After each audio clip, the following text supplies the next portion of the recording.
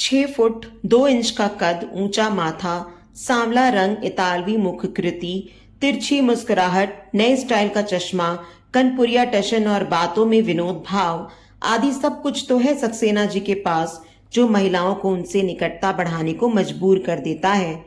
उम्र भले ही 50 वर्ष के करीब हो, पर कदकाठी से अभी 10 साल कम ही लगते हैं, और चेहरा भले ही हिंदी फिल्मों के नायक जैसा ना हो, पर उसमें बसी सच्चाई सबको यह बता देती है कि सक्सेना जी किसी का बुरा नहीं चाहते हैं। आजकल सक्सेना जी नौकरी में स्थानांतरण के चलते धामपुर में रहने लगे हैं। भाई, धामपुर ठहरा एक छोटा सा कस्बा, और जैसा कि छोटे कस्बों में होता है, यहाँ की जिंदगी भी बड़ी सरल है। जल्दी सुबह लोगों का जग जाना, पुरुषों का अपनी आजीविका में जुट जाना, शाम सूरज की तपिश कम होते ही मोहल्ले की महिलाओं का अपनी छत पर आकर पड़ोसनों से खाने में क्या बनाया है के साथ साथ पूरे मोहल्ले की खबरें चटकारों के साथ साथ करना, और आखिरकार रात के 9 बजते ही सड़क पर सन्नाटा हो जाना। बस यही जिंदगी है धामपुर की। सक्सेना जी तो बोरियत में समय काट रहे थे। वह तो भला हो धर्म पत्नी जी का जो साथ रहने और गृहस्थी सेट करने धामपुर आ गईं। तब जाकर धर्म पत्नी के माध्यम से सक्सेना जी को पता चला कि सामने के मकान वाली घर में बिना काम के बोर होती रहती है, और पीछे वाले घर की जो 2 चचेरी नवयौवना बहनें हैं, एकदम बिलरिया माफिक हैं, और जब तक सड़क के 4 चक्कर ना मार ले उनका खाना नहीं पचता है, और मिसेस वर्मा थोड़ी सी दिल फेक है, वगैरह वगैरह।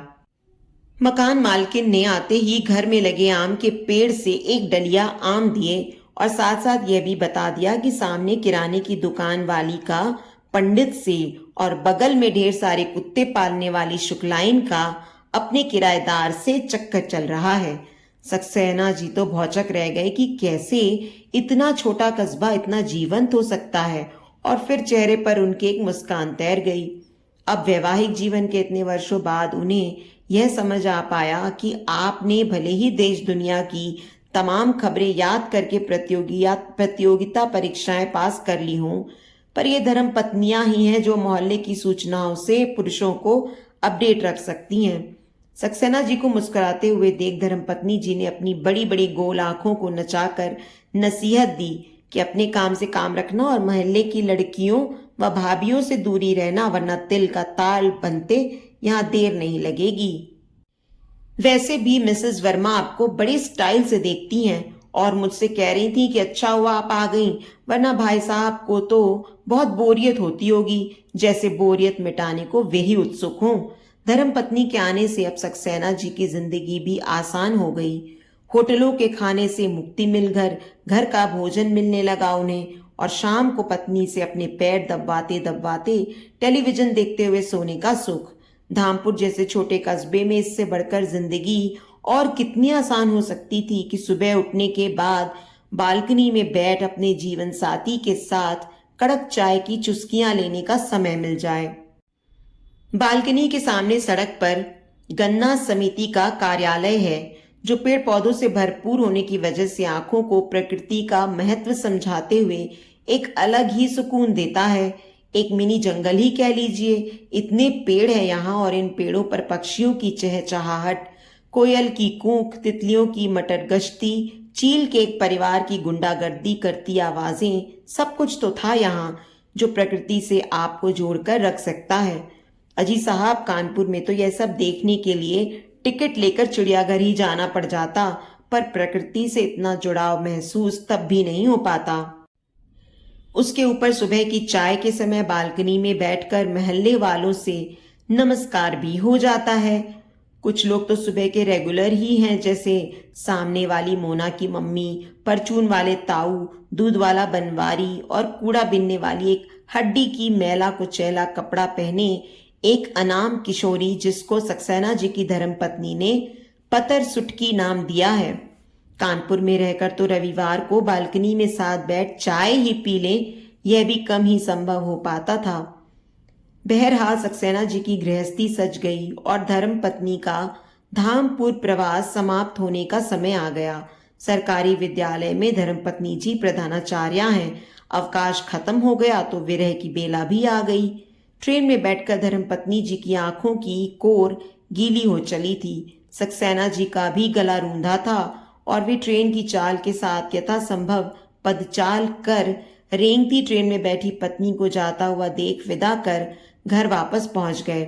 घर में अब फिर से एक बार सन्नाटा पसर चुका है और पायलों की रुंझुन गायब है। शादी के बाद से यह पहला मौका है जब अपनी धर्म पत्नी से सक्सेना जी को दूर रहना पड़ रहा है, तो जनाब दुख तो बनता है। एक बार फिर से शाम अकेली और सुबह आलसी हो चली है।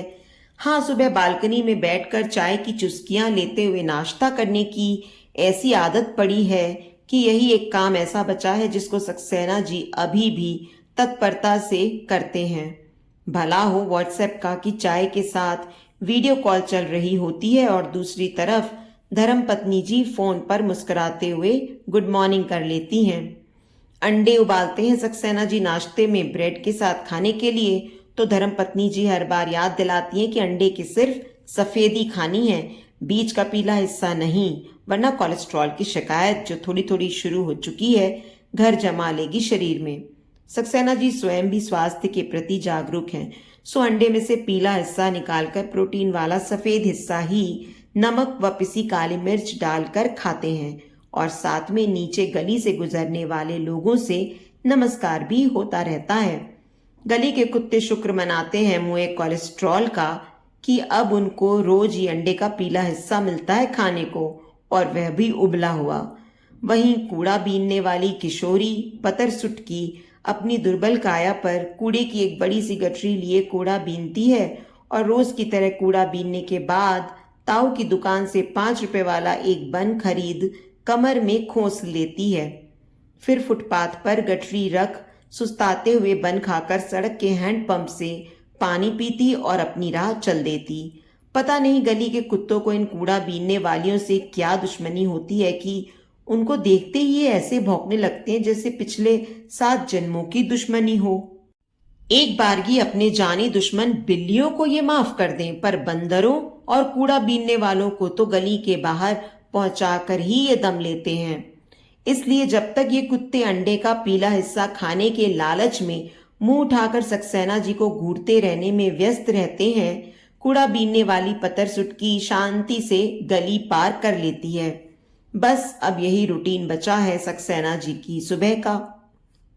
आज लेकिन एक अचंभे वाली बात हो गई। बालकनी पर सक्सेना जी अंडे का नाश्ता कर रहे हैं। परचून वाले ताऊ ने अपनी दुकान खोल ली है। बनवारी साइकिल में दूध के पीपे बांध दूध देने आ गया है। पतर सुटकी कूड़ा बीन रही है, पर रोज समय के पाबंद कुत्ते आज गली में कहीं नहीं दिख रहे हैं। लगता है आज उनको अंडे के पीले हिस्से से ज्यादा लजीज नाश्ता कहीं मिल गया है। सक्सेना जी को अंडे के पीले हिस्से को देख बुरा लग रहा है कि आज ये बेकार ही जाएंगे। इससे अच्छा तो कुत्ते आ जाते तो कम से कम किसी के पेट में जाते। यह सोचते सोचते सक्सेना जी सीढ़ियों से नीचे उतरे और अंडों के पीले हिस्से को एक दोने में गेट के बाहर रखा है ताकि जब भी कुत्ते आए उनको पीले हिस्से खाने को मिल जाए। वापस बालकनी में पहुंचे ही थे कि देखा पतर सुटकी ने आकर पीतक को बन के बीच में लगाकर बर्गर बनाया और खाने लगी। उसकी मिचमिची सी आंखों में सादे बन की जगह अंडे वाला बर्गर खाने की खुशी साफ दिख रही थी। सक्सेना जी ने पतर सुटकी से कहा, क्यों री, तू तो देखती ही होगी कि मैं अंडे का पीला हिस्सा नहीं खाता हूं। तूने कभी अपने लिए क्यों नहीं मांगा? जानवर के पेट में तो जाने से अच्छा है कि वह तुम्हें मिल जाता। पतर सुटकी ने सकुचाते हुए बताया, मुझे कुत्तों से डर लगता है और मांगने में शर्म आती है, इसलिए कभी कहने की हिम्मत नहीं हुई। कोई बात नहीं, अब तुम कल से जीने में आकर मुझसे अंडा ले लिया करना, कुत्ते परेशान नहीं करेंगे। यह कहकर सक्सेना जी अपनी दिनचर्या में व्यस्त हो गए और पतर सुटकी भी अपने रास्ते पर बढ़ गई। तो अब अगले दिन से रूटीन बदल गया। सक्सेना जी पतर सुटकी के साहब आवाज लगाते ही जीने पर जाते और अंडे का पीला हिस्सा कुत्तों की जगह पतर सुटकी को मिलने लगा। सक्सेना जी रात को बचा भोजन भी अब पतर सुटकी को ही देने लगे। एक सुकून अब उनके दिल में था कि चलो अन्न बर्बाद नहीं हो रहा है, अब किसी इंसान का भला हो जाएगा।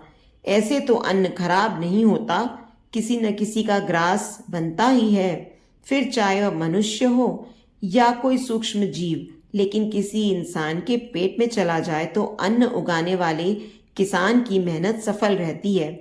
जैसे सूखी धरती पर बारिश का पानी पड़ते ही मिट्टी के नीचे दबे बीजों में कोपलें फूट पड़ती हैं, वैसे ही पतर सुटकी के कुपोषित शरीर में अंडा और भोजन जाते ही निखार आने लगा था।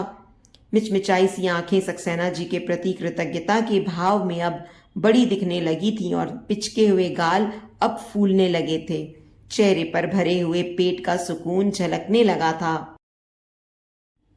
जैसा कि धामपुर जैसे छोटे कस्बों में होता है, यह खबर भी बाकी अन्य खबरों की तरह मोहल्ले में फैल गई।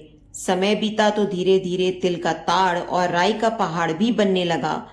अब मोहल्ले में बात यह नहीं हो रही थी कि कुत्तों की जगह पतर सुटकी को अंडा मिलता है, बल्कि चर्चा का केंद्र इस बात पर था कि पतर सुटकी अंडा लेने जाते समय जीने में कितनी देर रुकती है।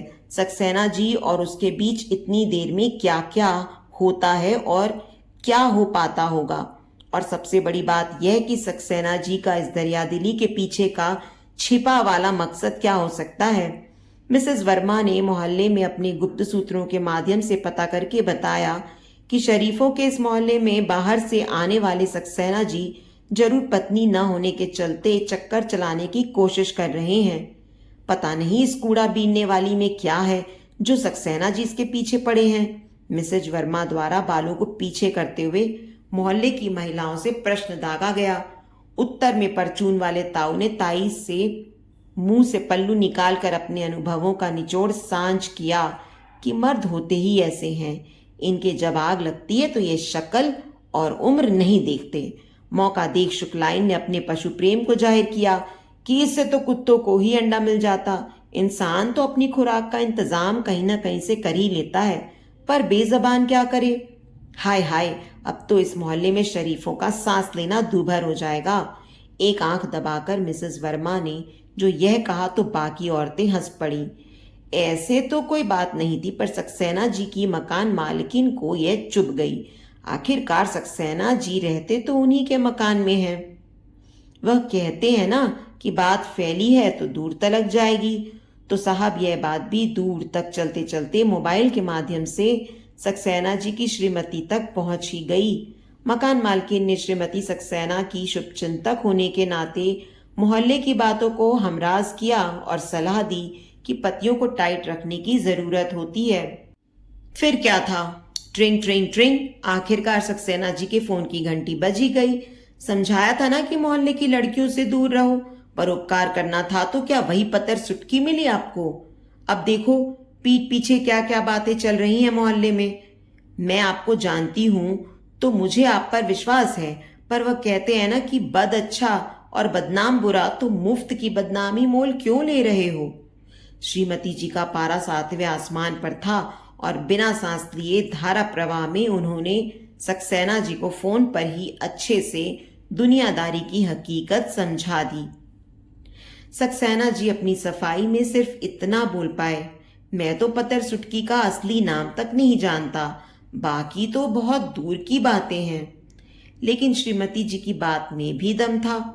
आखिर जहां रहना है वहां के मिजाज से ही रहना चाहिए। जो बात सक्सेना जी के दिल में तो न घुसी, पर दिमाग में उसने घर बना लिया। अगले दिन ही सक्सेना जी ने जीने में पूरी बात समझाते हुए पतर सुटकी से बड़ी झिझक के साथ अपनी मजबूरी को साझा किया। पतर सुटकी बदन से भले कमजोर थी, पर दिमाग की सही थी। रोज कूड़ा बीनने के बाद भी दिमाग में कूड़ा नहीं भरा था उसके। बात का सार समझ गई और भरी आंखों से उसके मुंह से बस यह निकला कि कोई बात नहीं। अचानक उसने आगे बढ़कर सक्सेना जी के पैर छू लिए और अब सक्सेना जी भी भरी आंखों से सिर्फ इतना कह पाए कि खुश रहो। शायद कलयुग में निस्वार्थ अबोध रिश्तों का अंजाम भरी आंखों पर ही होता है। बहरहाल मोहल्ले में शराफत फिर से जिंदा हो गई है। कुत्तों को भरपेट भोजन मिलने लगा है और बहू बेटियां भी अब खुलकर सांस ले पा रही हैं।